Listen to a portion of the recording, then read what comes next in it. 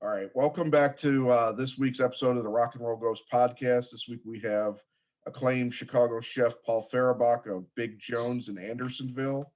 Paul, how are things going today? Things are going as well as they could be, I guess, considering the circumstances. I mean, obviously, there's still a lot of challenges in the industry with COVID. But, we're working at 25% capacity right now. We didn't follow the state or the city to 50%. We're waiting on vaccines for our staff so that they can feel safe doing their jobs. But we're managing to stay full at 25%. Yeah. So that's something. So you're actually having guests in now? Yes. Okay. Because one of the last things I read, and there's so much change, so it's hard to kind of keep up on all this because of everything going on during this whole situation, is that you were holding off on even having guests in, but obviously that changed. Yeah, we did hold off for several weeks. We wanted to watch, the COVID numbers when I'm going to say it's mid-January when the city opened up indoor dining. And we just waited because we had Mardi Gras coming up, and Valentine's Day, that sort of stuff, which tends to be kind of crowded and have a lot of demand. We didn't really want to put additional pressure on our staff trying to manage that, especially if it's a time when people are, drinking or whooping it up a little bit. They may tend to be a little bit less cautious. So we just waited for that. And then February 26th, we opened the dining room at 25%. Of course, right then the city announced that we could go to 50%, but we're just going to hold off with that. Yeah. If you could kind of summarize how the past year has been for you personally. I know one of the positive things as I follow you on various social media is that you took the opportunity to get into shape, which was, you've been working on your physique and everything, which is pretty commendable from somebody that desperately needs to get into shape. What has the last year been like personally and professionally? I mean, has it been all over the place? Yeah, I mean, I guess emotionally it was very, I never really subscribed to the doom porn that I think a lot of people got into. Mm-hmm. It was certainly, and I wouldn't even say dark. I mean, I think I had from the very beginning, I had an understanding that we were all in this. Yeah. And that we were all going to get through it one way or another, and that what I had to do was to keep myself collected and do everything I could for my staff and to be able to continue feeding our community. So I've maintained, I don't know if I would say a positive outlook, but certainly a confident outlook that, the pandemic's not going to last forever. It is going to end at some point. We just have to keep it together and keep going. So, on the other hand, all of those nights, all of those weekends with an empty dining room, that's difficult. And I was thankful to have a good core staff to where a lot of the time, I would just leave because, I would say, the one thing that has been, challenging from a psychological or emotional perspective is just having that room being empty, or, all of this cuisine that we spend, that we've spent years perfecting and that we spend so much time on in these ingredients and just seeing it all go into boxes. That's tough, and a lot of times I just couldn't take it, and you just leave. And I've had a staff that could manage the restaurant without me when I was just like, what, I gotta go. So, there's been that.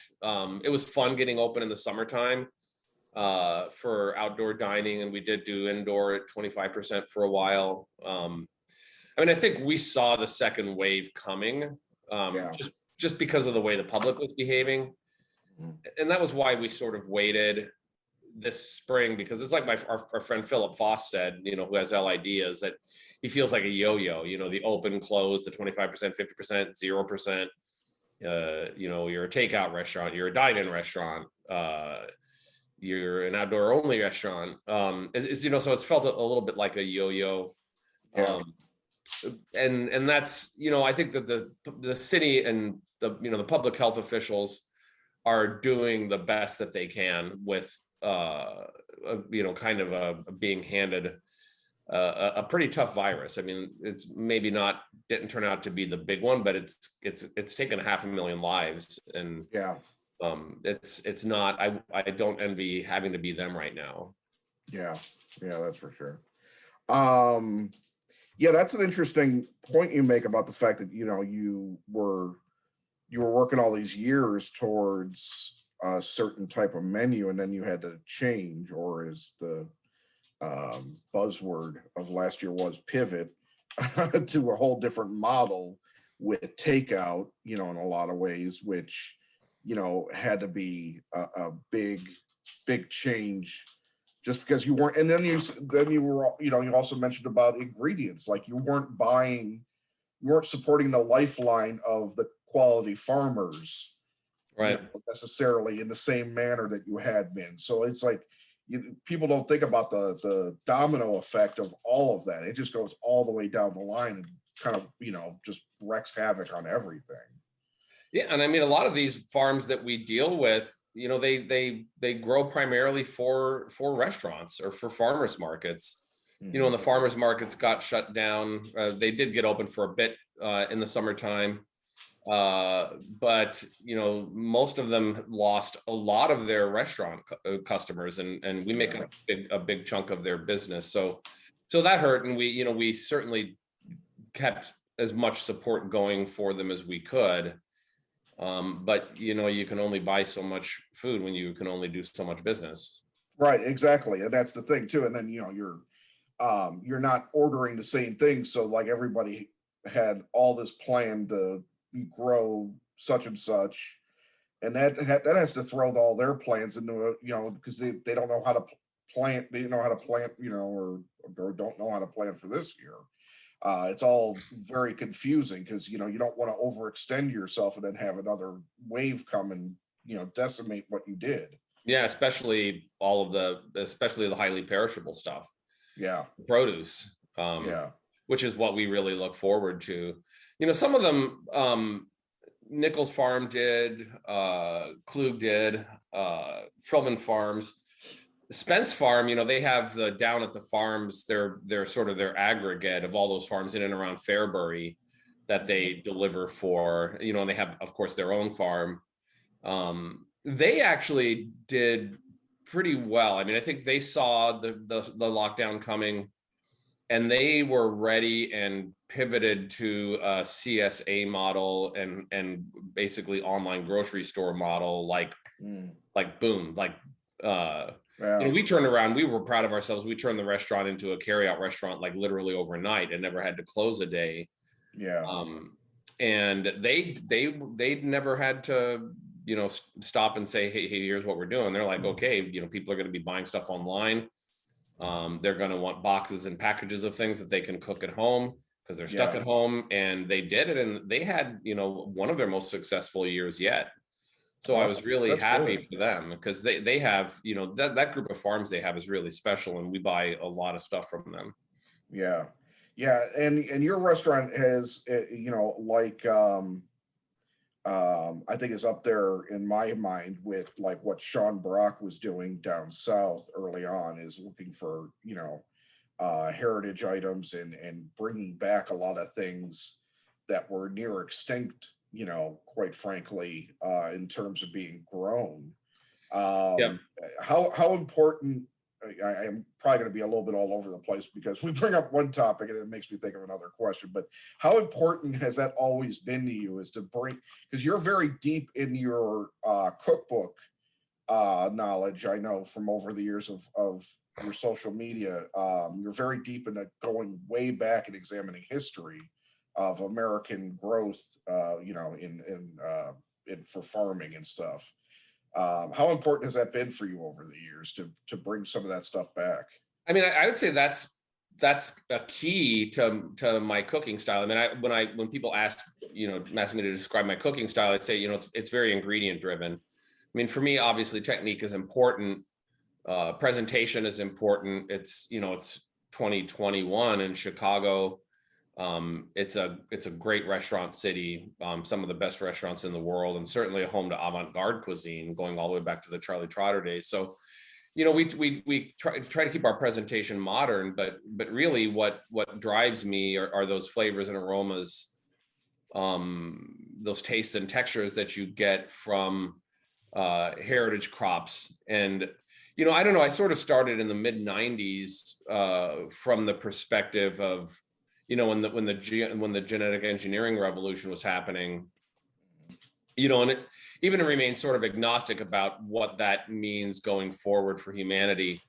From a perspective of food, I think that you potentially lose a lot of your identity, and whether you're a part of you're from a certain country or a certain ethnic group or a certain part of this country, a certain town, a certain county, the upper Appalachian chain, the middle Appalachian chain, the Ohio River Valley. I mean, everywhere you go, there were crops that sort of developed and evolved along with humans into those specific areas and microclimates, and that were sort of selected for properties that didn't have to do with being able to market them globally and being able to patent them so that you could make a lot of money to make Wall Street hedge fund managers happy. What you were looking for was they were selecting plants that had properties that they liked. They liked how the fruit looked, or they liked the taste of it. It tasted good. It tasted nutritious. It was pretty. They just selected things for purely aesthetic reasons, and maybe also nutritional reasons. You develop a very, very rich heritage. I mean, apples, all the apples in the world come from Kazakhstan. Well, that's sort of where they originated. Or, if you take corn, originated in what's today Oaxaca, and chilies somewhere around there too. And, all the tomatoes in the world come from Ecuador. That's where tomatoes started. And potatoes come from Peru. People don't realize that. They think potatoes come from Ireland, but they originated in Peru. And you have these farmers in Peru who might grow 300 varieties of potato on one hillside, right. In one field. And so, and there's all of these varieties of corn that go back literally millennia, varieties of wheat that go back millennia. And I think when you start to lose those crops that sort of nourish your people over millennia, you start to lose a lot of your identity. And so I think it's more interesting to cook with those types of ingredients because you do get flavors and textures that are unique.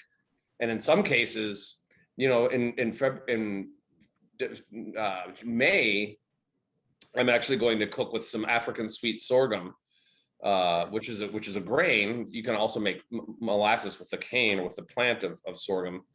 That Anson Mills is resurrecting, but when say Carolina Gold Rice was resurrected, right, or Bloody Butcher corn, all of these old varieties, it's like it comes from outer space, and so it makes dining at my restaurant or at my table a unique experience because you are literally tasting things that people haven't tasted in generations in some cases. And we were one of the first restaurants to serve American chestnuts in over 100 years. Wow. A few years ago. So it's just I think it makes a much more interesting experience, but I think that it also is a celebration of humanity and what's possible when you treasure these things that sort of nourished us and our different peoples from around the world. Yeah. Now it's interesting, and I have a question regarding all that. If these things were out of the circulation for so long, where do they come from to be resurrected? I mean, did somebody hold on to a small batch of it and just then somebody else took it and nourished it along? In some cases it is. It's like a seed saver, and that happened to grow it, keep it in their family for generations. My favorite story about this is actually one that Glenn Roberts tells when he had been a chef in Glenn Roberts, the owner of and founder of Anson Mills. He had been a chef in South Carolina for a long time and was just really frustrated that he couldn't find good grits. And he's like, what the hell are we doing? And so this was sort of the inspiration for starting Anson Mills. But he sort of became obsessed with finding the right corn to make grits with. And he was like, well, why do people give a fuck about grits? Because these grits suck, Yeah.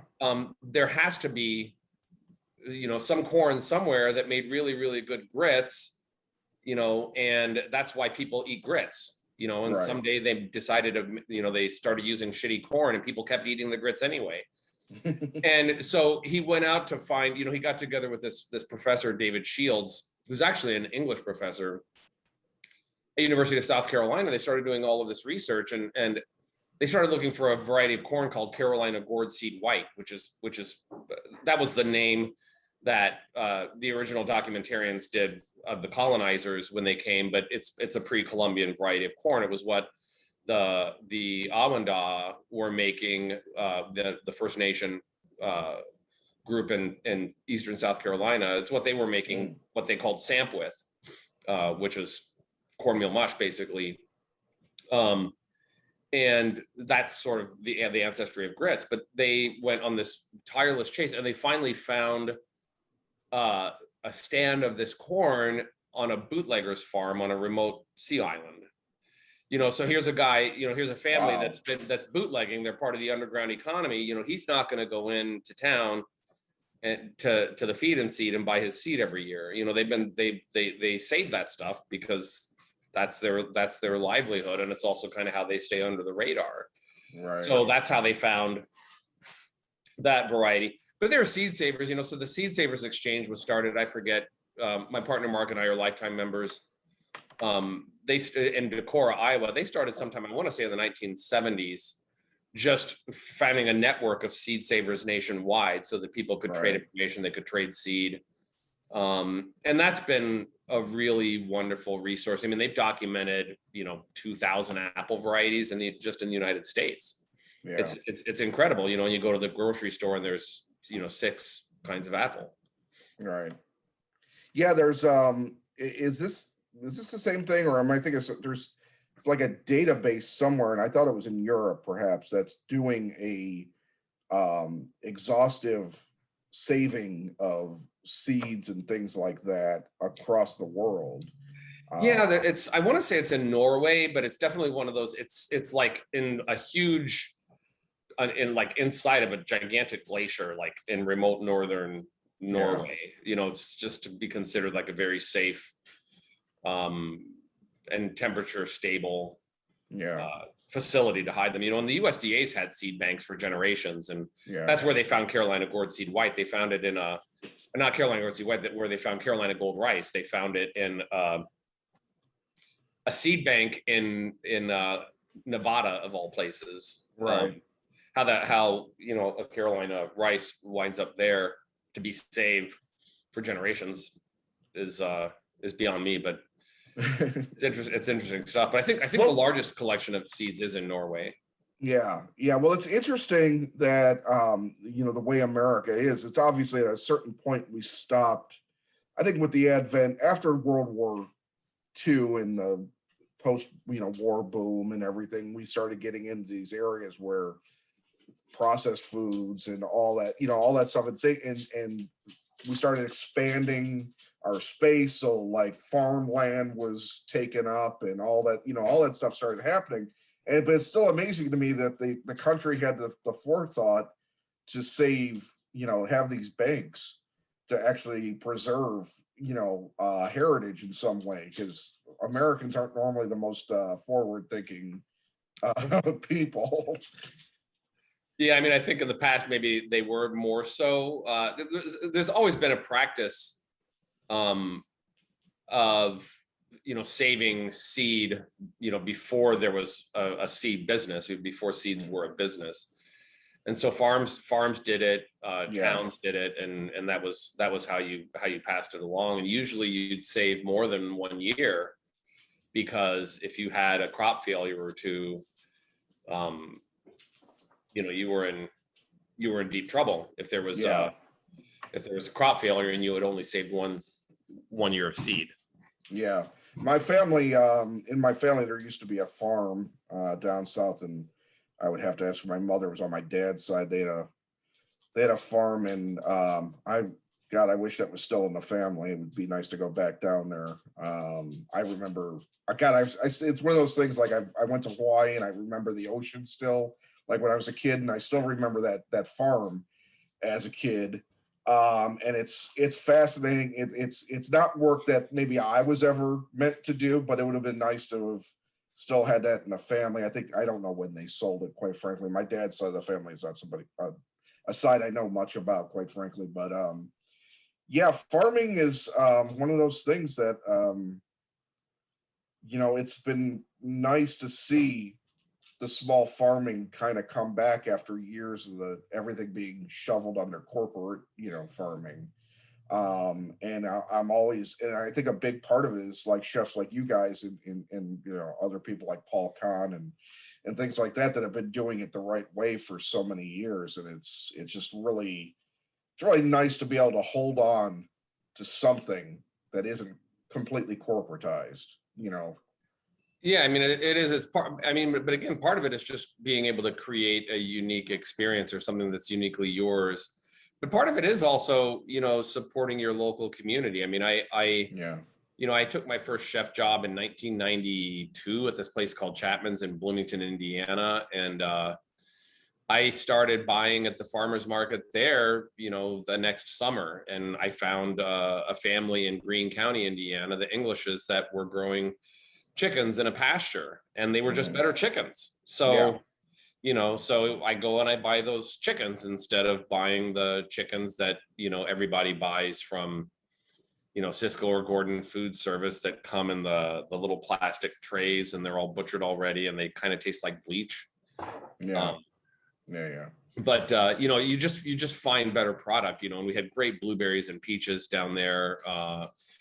And I mean, I still, I can't find anybody who grows tomatoes like Strangers Hill Farm down there did for years. They were one of the oldest CSAs in the country. I actually haven't been in touch with them in a while. I should see what they're up to and how they're doing with the pandemic. But I haven't tasted tomatoes up here that can touch the ones we had down there. But you find these tomatoes and they're just really good, and so you serve the tomatoes. And down there's tomato season. It started by July 4th. It's very different from up here, even though it's only like 5 hours by car, 4 hours to Bloomington. The tomato season starts in July, so you just so you serve the tomatoes then, and then Right. September comes around and there's frost and you don't have the tomatoes anymore, and then the ones that you can buy from the produce company just sucks, so you stop serving tomatoes. Right. And it just kind of goes that way. Down there's U-Picks for for strawberries, where we just go and get gallons and gallons of strawberries. You could pick them just when they're perfect. Like, why would you ship in strawberries from California when you can have that? And I don't need to have, what do you need to have strawberries in December for anyway? Yeah. So the strawberries in December aren't good, if you know what a good strawberry, if you know what a good strawberry tastes like. Right. So I started way back then,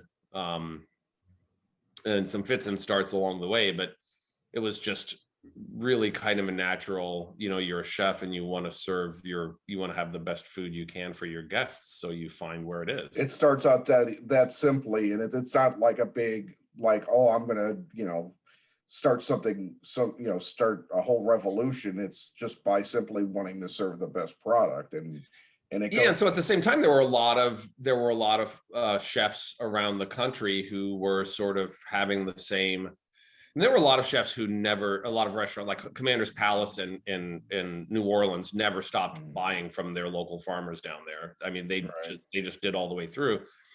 And you know, chefs like Edna Lewis, they never stopped, you know, finding the local farm to buy stuff from. And you know, so there were all, you know, people who never sort of left that, but overall the industry did. I mean, it would, you know, you call up Cisco, they'll send a specialist in and they'll write your menu for you and they'll sell you all the products and you don't have to do any work.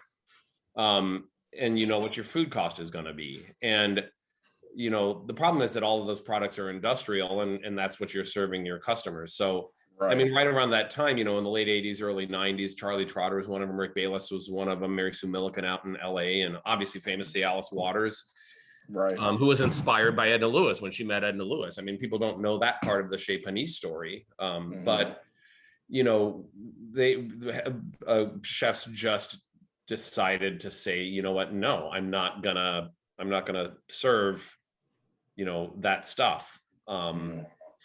Those other places can serve it if they want, but you know, I'm going to be over here and I'm going to do my thing, and I'm going to find the best product that I can find because my customers deserve that.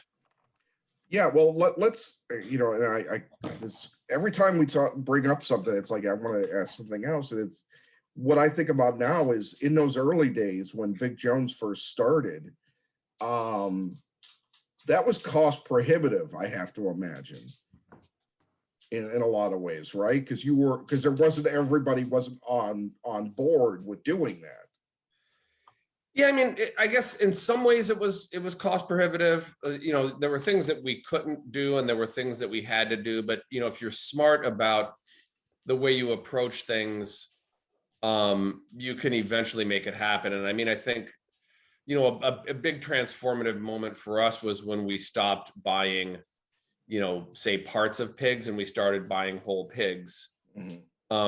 Because then, you know, we can give a farmer, you know, $2.25 or $2.50 a pound for a pig, and we have all of this product then. Whereas, you know, this other chef over here is calling up Fortune Fish or Cisco and buying Niski's bacon, which is, nobody knows where those pigs came from. They're commodity hogs, and you know, they're paying $8, $9 a pound for this bacon. You know, whereas I know exactly where my hog came from, and the bacon is coming off of that hog, and so you know, my cost per pound on that bacon is like, you know, $4. I saved a bunch of money, and that guy's serving an expensive bacon that 100 other restaurants in town are serving, and I'm serving a bacon that you literally can't get anywhere else. And frankly, my bacon's better than Niski's. Yeah. And when I take it to the wholesale market, they're going to learn the hard way that my bacon's better than their bacon. So, well, that's interesting that you say that, because I mean, when you have a whole pig, then you can come up with more things to actually do. That's probably where I'm guessing your awesome charcuterie plate board came from. Yeah, it's like, what are we going to do with all this? What are we going to do with all this stuff now? And it sort of forces you to be creative. And it you know, I thought, to me, in my mind, I didn't switch to buying whole hogs in order to save money. I did it because I thought it would instill in me the discipline to cook the way my ancestors did, you know, the way my great grandmother cooked, and you know, the way my great grandfather kept his smokehouse. You know, it figured it would instill that kind of discipline in me, and it did. And it sort of forces you to be creative, but in the process you get all of this stuff, again, that's completely unique to your restaurant, that you can serve to your customers, that they're not going to be able to get anywhere else. Right. And there's a couple, the big things I want to talk about before we go are the tipping issue and just basically surviving and going with the flow. But there's a couple more questions I want to lead up to before that. And one thing is that I know that you're very big on Southern cuisine, obviously at Big Jones. How much R&D did you do before the pandemic? And how excited are you for this to be over so you can go back to going someplace and do R&D? I'm always doing R&D and always working on ideas and trying to, figure out how to reinvent the restaurant in ways to make it not only a better restaurant, but also to make it a better business. Because when you run a restaurant of that caliber, certainly serving the type of food that we serve, we're not getting rich doing it. We've always managed to pay our bills and then a little bit extra, but it's not, we're not doing it for the money. You do it for the passion. And so I'm always working on things. And, one of the things that we did get to do with the pandemic that is, one of the hidden blessings, I guess, was when the city announced the closure of restaurants last fall. We had, brunch had never come back to the old brunch levels, but during the summer, and when we had outdoor seating and it was a mild fall, so we were seating outside into October, our brunches were coming along really, really nicely, and we were serving, a busy Sunday brunch used to be 300 covers, but we were hitting 125 some Sundays in a way that felt completely safe because we have a front patio, a back patio, everything was spaced. And everything was very spaced inside, so we were serving 125 people, hitting 125 people on brunches. A busy brunch used to be, 225 or 250 on a Saturday. So, that felt like you add that to carry out business and, business was getting up to 50%, 60% of pre-pandemic levels. But then, brunch is something people don't want to put an omelet or the types of brunch stuff that we specialize in, poached egg dishes. They don't want to put that stuff in a box and take it home. And frankly, I don't want to put it in a box and send it home with them. So we were sort of faced with, it's like, well, shit, what do we do with brunch now? And it was just like, what can we sell out the door? What can we sell out the door? And I came back to this long simmering frustration I've had with, Andersonville's a wonderful neighborhood, but there's nowhere to buy donuts up there, good ones. So I was like, well, let's do a donut shop pop up. And I've long wanted to do to open a bakery. And so it's like, well, let's, open a bakery / donut shop pop up and see what sells and what people get excited about. And so we did a lot of R&D for that. As far as what we were working on and came up that's going to be a business of its own, post pandemic. The cru de beignet stuff we were doing, but as far as pre-pandemic, we were working a lot on hot sauces and both long fermented in the style of Tabasco, Louisiana style hot sauces with different heirloom peppers we would buy locally. We're always experimenting with pickles and jams and all of that, but we sort of decided let's go through the FDA certification process and make this legal. So that's been kind of the thing, and working on developing that into a wholesale business. Right. And getting that stuff into grocery stores, and the meat, the charcuterie stuff was actually in motion to start to move the meats into the wholesale market, because another reason we started making our own andouille before we started buying whole hogs. We started making our own tapsa because you can't find it. Right. And it's incredible, that, I guess, US Food Service and Cisco and all that, you can pre-order Paul Prudhomme's stuff, and it's really expensive. You don't know where the animals came from, and it's actually surprisingly not very good. The andouille isn't even what you would call quote unquote authentic. It's in hog casings, and whereas real andouille that originated in LaPlace, Louisiana is it's in beef casings. So it's a honkin' sausage. So we're in the process of setting that up for wholesale market, and the pandemic sort of changed that because the meat processing business went into it just descended into chaos. Right. So we started to focus more on the jellies, the jams, pickles, and hot sauces, and we started selling. We're in the process of getting those into grocery stores now. So I mean, where are you in that stage? Have you made deals? Are you still waiting to make, are you still negotiating? Well, we've been selling a ton of stuff out of the restaurant, or not what I would say a ton of stuff. I mean, we can't supply a grocery store market out of the No, restaurant, right. but you know, Right. we're still in that process of documenting all the HACCP paperwork for the FDA and Right. getting, you know, fully compliant labels. We're working with a consulting company that does that. We have gotten a lot of requests, if you will, to carry things for local stores, and Mhm. there's a process that we have to go through. You know, we want to get some distribution into local stores, and maybe some small local chains, and we have some connections where we can do that. And then you start setting up the meetings with the buyers at Mariano's and Whole Foods and whatnot, Right. and try to blow the thing up.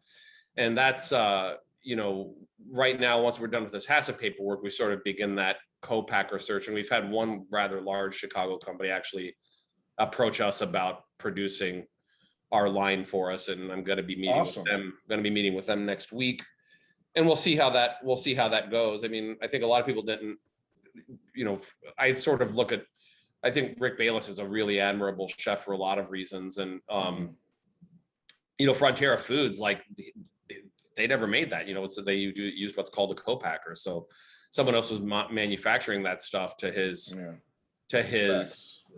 specifications. And, you know, he was obviously very much involved in marketing it. But, you know, Frontera Foods, this company that had, you know, this large presence, certainly in markets here in the Great Lakes and Midwest, you know, they didn't actually have very many employees. You know, it was Right. Product developers, chefs, you know, and people who specialized in marketing and, you know, distribution and logistics. And that's about it, because the manufacturer actually employed everybody. So right. Yeah, no, that's exciting to hear. And you were mentioning the bakery concept. Is that going to be separate, like in a separate place, you think, from Big Jones, or at Big Jones? Yeah, no, it'll definitely be in a separate place. I mean, I think Andersonville's got a few really good bakeries right now, actually. So I'm not, although it doesn't have a place to buy donuts, good donuts. So, well, it's mostly known for the Swedish bakeries. Yeah, exactly. I don't necessarily know about opening up a donut shop proper in that neighborhood. And a bakery, I don't know. You know, Los Lars is a really good bakery, and actually the little gluten-free bakery around the corner from Big Jones called Deflowered is a really good bakery. And there's one other, I think, that's skipping my mind. You know, so there's some good bakeries up there now. I actually am kind of interested in Edgewater. Okay. Because that's an underserved area, and a lot of people live over there. And I'm also kind of interested in Hyde Park. It's a good idea. But that's a haul from Big Jones, though. No, Edgewater would be like much more manageable to bounce between. That's for sure. Yeah, for sure. And the name of it, did you have a name, you said, of it for right now? Well, the pop-up we called Crew de Beignet, which, you know, Marty, like named after like Mardi Gras crew. Right. That's that wouldn't be the name of the bakery, so I don't know where that'll go. So you're still working on all that. Yeah, I mean, that would be, I mean, if it happens within a year, I would be really pleased, because I've got this other stuff with the processed foods company. It's called Rochambeau Foods. I've got definitely some things to get done there, and we've got to get the restaurant back to normal, whatever that's going to be. Well, you know, I mean, honestly, and we could definitely get into the vaccine part of, you know, in the industry workers right now, but I just got my first shot yesterday. And that's, I mean, I put essential worker, but I do, besides my full-time job and this, I also do rideshare driving. So like Uber and Lyft, you know, we're kind of like part of that thing. So if, you know, but nobody asked me, quite frankly, like, well, what do you do that makes you an essential worker? I just said I was an essential worker, and I got my appointment. So is there a way, I mean, I don't know what it's like in the city of Chicago. Is there a way to gear your staff towards just finding appointments somehow? and just putting, in my opinion, just say you're an essential worker, because it doesn't seem like anybody's asking. Yeah, I mean, we've sort of directed them that way and sort of helped keep an eye on the sort of help keep an eye on the vaccination appointments as they become available. And Big Jones is actually, as an FDA facility now, we're technically a food manufacturer. So, or technically we are a food manufacturer. Yeah. We don't manufacture a lot of food there, but we do. And so, but so we've just said, tell them you work in food processing, and they because they do. I mean, especially if you work in the kitchen, and actually the dining room does it too. They put labels and they do they put labels on the products, and that's what I'm saying. You don't. So I don't think anybody's like really getting into the nitty gritty of like. Yeah, we've started to get people vaccinated. I know at least 3 of our staff have got appointments at this point. Okay. How many staff do you have total right now? Right now, I think we're at 16, down from over 30. Okay. I'm looking forward to when I get up there this afternoon, finding out, learning how many people, if any more people have gotten appointments. But I mean, appointments are really, really hard to come by right now. Yeah, it took me some difficulty. I had to kind of keep going back when they became available, and it took me a little bit of time to get it. But once you get that first appointment, though, when you're there, you get that second appointment. Unless you're getting Jonathan Johnson. Yeah, exactly. So so we're maybe starting to get a little bit optimistic going forward. I mean, I think Chicago has really, the state is starting to catch up, and hopefully Chicago does too with the United Center facility opening. But Chicago's really, they botched the vaccine rollout pretty badly. They should have been planning, last summer they should have been planning for this. And I agree. Yeah, completely. I don't know if you saw that Tribune article from a few weeks ago where they put out a request for proposals to manage the vaccine rollout. Right. They put out a request for proposals, to independent companies in December. When there was already, when the vaccine was a mere few weeks away, and then this damn city. So then they waste a few weeks, before they realize, oh wait, yeah, let's just do it ourselves. Right. And then it's time to roll out the vaccine. Oh, that's so Chicago, though. It's really disappointing, though. I mean, especially, the city got $280 million from COVID. Right. Last summer, and they gave it all to the police department. It's like, couldn't you put some of that in the bank? And, if you want to give it to the police department, I got to say, put some of it in the bank and save it and start planning the vaccine rollout. Lightfoot has escaped, I think because of all the bigger F-ups in politics right now, of, in particular Democratic F-ups, I'm thinking of Cuomo and stuff. Lightfoot really dodged a bullet on that whole mess, because that was shocking. Yeah, and so now the United Center, but we had our staff was in there was trying to get appointments there, but now they shut that down, so there's only a few zip codes. Right. That can make, and who decides what zip codes and why? Right. I know that they put an emphasis on getting, making sure there was equitable distribution by race and class. And, the numbers that Cook County's publishing now, I mean, they started out lagging amongst people of color, but the data that the county is publishing say that they've sort of caught up with, the Blacks and Latinos particularly have caught up with Asians and whites in terms of proportionally getting the vaccine. So right. I don't know who or what they're restricting, but I'm also like, you want to vaccinate people of color, vaccinate restaurant workers. Right. That's right. More than half of my staff. Right. And restaurant workers face very unique risks that people in other industries don't. I mean, yeah, grocery store workers are essential, but people don't take their masks off in grocery stores. People take their masks off in restaurants in the presence of our staff. Right, because it's necessary for eating. Right. So, I mean, it took, to me, it was just an indication that, again, as, kind of throughout history, I mean, restaurant workers just sort of get dumped on, and it's, this tipping thing. is part of that institution where the public, sort of feels like they should have a certain amount of power over restaurant employees that they don't have over anyone else in any other industry, and that restaurant workers are less than them. The restaurant workers are less than, other people or other members of the public. That it's really, kind of another, I think, shameful round of dumping on restaurant people who work some of the most stressful jobs that exist, and live a life of service, which should be commendable and should be admired, rather than, they can go later. So restaurant workers are, I guess, going to compete against IT people in Group 1C to get appointments. So I guess while my cooks are on the line,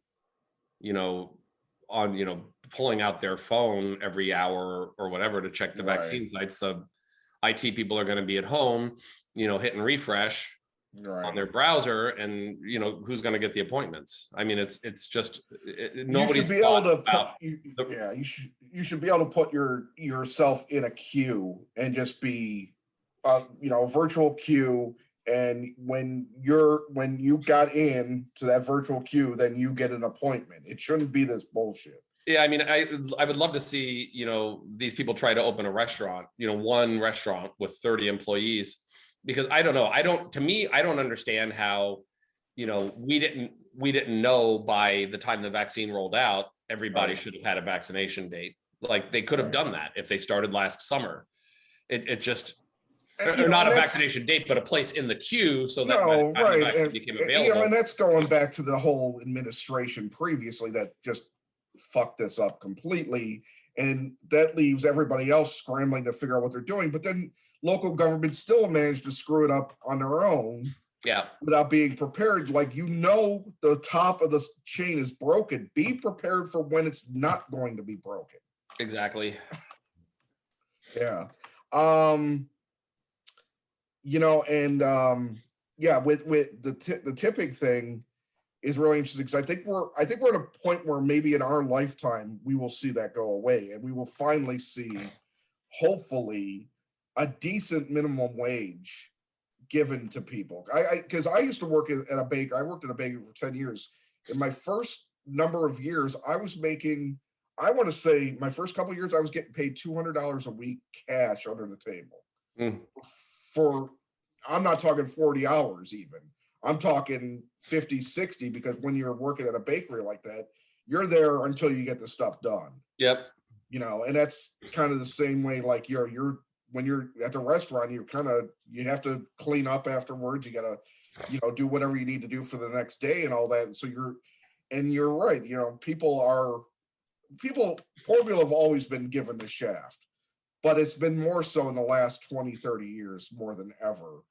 And we need a lot more equality in terms of income.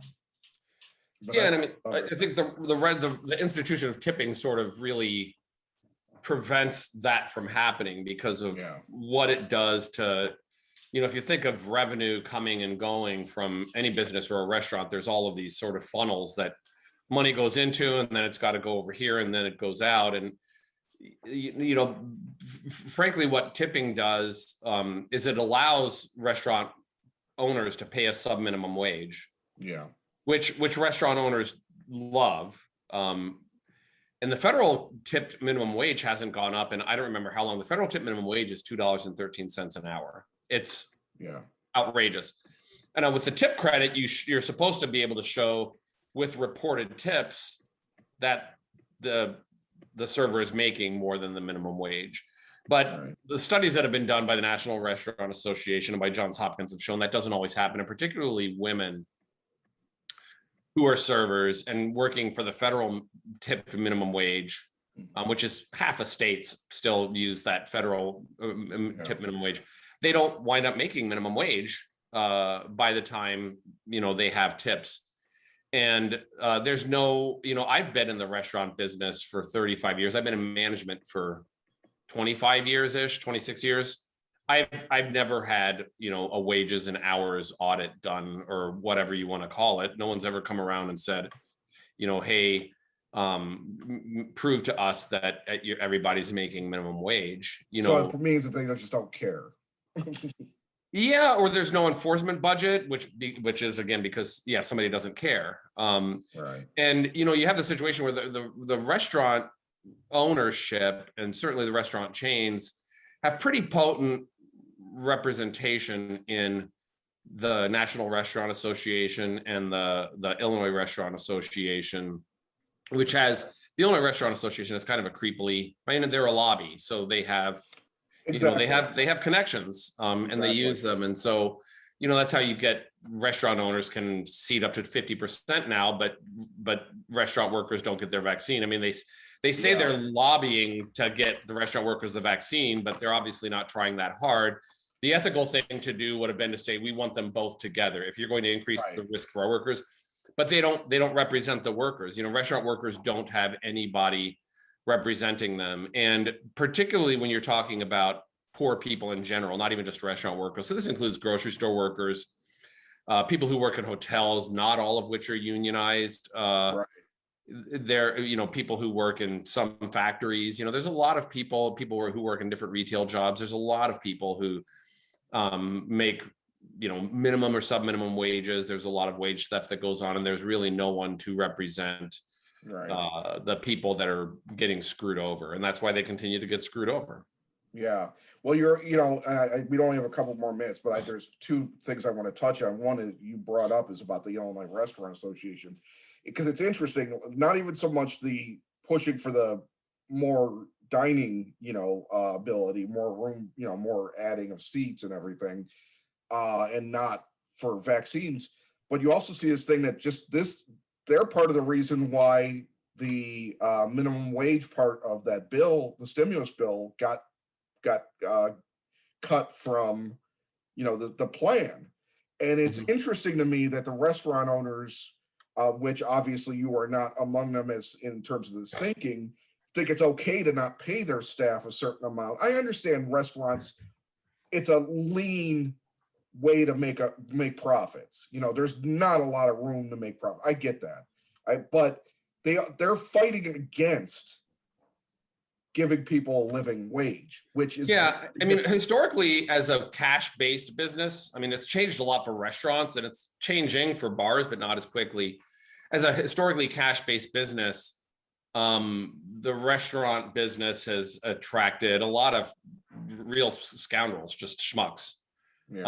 People who are greedy, people who are happy to, not report all of their sales, pocket the sales tax, people who are happy to pay their staff under the table in cash and not pay the payroll tax or the workers' compensation insurance. There's just a lot of scoundrels, and it's one of the things that I would love to see change. And tipping is one of the things that allows them also to take advantage of their workers, put their workers in a certain position.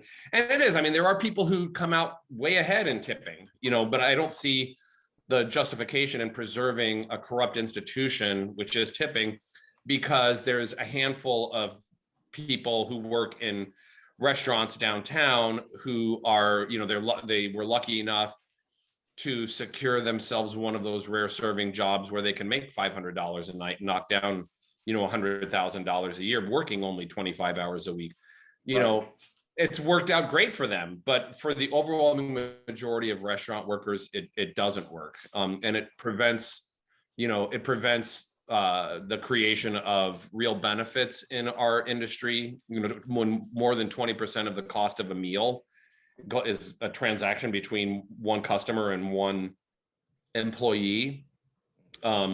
If that's 20% of the cost of a meal, that's why I think more restaurants aren't able to provide real benefits. That's why we don't have paid vacation. It's, you're taking a huge chunk of what should be the revenue that's used to compensate the entire staff, and compensation includes benefits.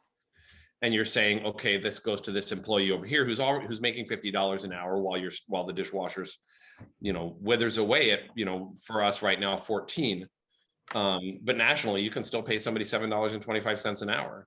Exactly. And the waiter at Chili's could be making, $80,000 a year, but the guy in the dish room is literally making $15,000 a year. Yeah. And they're both important to the business. And, so there's no equity and there's no justice in that. And, I think I'm making some waves because I'm starting to get trolled on social media and people are attacking me. And it's like, I'm being transparent about this with my staff. Yeah. We open up our books, my management team sees our P&L every single week. I'm not pocketing shit. I want to increase equity in my restaurant, and I want to provide benefits to my staff. And the only way I'm going to be able to do that is to say, if my labor cost before was 34%, and if you add to that the 21% that was tips, that's 55% of the cost of a meal at Big Jones. 55% of every dollar you were spending was spent compensating staff. But if 21% of that was a tip, then more than a third of that, almost 40% of it, is going from one customer to one employee. Right. And they can do that. They can decide if it's going to be 20% or 15% or 30%. A lot of people do it based on harassing behaviors. Did the server, wink back, or, wink at me, or did she giggle or nod approvingly when I made an inappropriate comment or when I touched her hip? Or they could do it based on race or gender or perceived gender identity. I mean, these are all proven. Yeah. We know that tipping leads to people of color making less money than white people in a tipped institution, women making less than men. If I compensated my staff that way, I would be subject to discrimination lawsuits potentially. Right. And that guests can do that to my staff. To me, if one person is compensated unjustly, that's unacceptable. But so we know that the outcomes of tipping as an institution are racist. We know that the outcomes of tipping as an institution are sexist. We know that in spite of high rates of addiction and mental illness in our industry, we know that we don't have healthcare benefits. Right. And there's just all of these sort of ingrained problems, and tipping is really kind of at the root of all of them. And if we get rid of tipping, which I think is going to happen nationwide, if we get rid of tipping, then we can completely change the economic model of a restaurant. I don't think prices in restaurants have to go up, but restaurant owners can then say, okay, I'm going to spend some of this money on higher wages for the back of the house, keep the wages in the front of the house fair, and I'm going to spend the money on benefits. And then employees can decide where they're going to work based on the benefits that are provided, as well as the money that they can make. And if some restaurant owner wants to be a prick and pocket it, there's going to be people like that, and make more money for themselves. Good luck finding staff to work with you and stay with you. Well, also if tipping's gone too, and say you're using a service, some sort of fee, right? Or what's your model right now? We have a service charge, so 20% is added to every. 20% is added to every check. Okay. All right. All right. So one last question, because I know we're over, but what are the restaurants you're dying to go back to once you're able to safely? Well, I did luckily get to eat at Brandi last fall. I took my partner there for his birthday in September while it was open. I just love Brandi. It's, the cuisine is very sort of decadent and over the top, Parisian fare.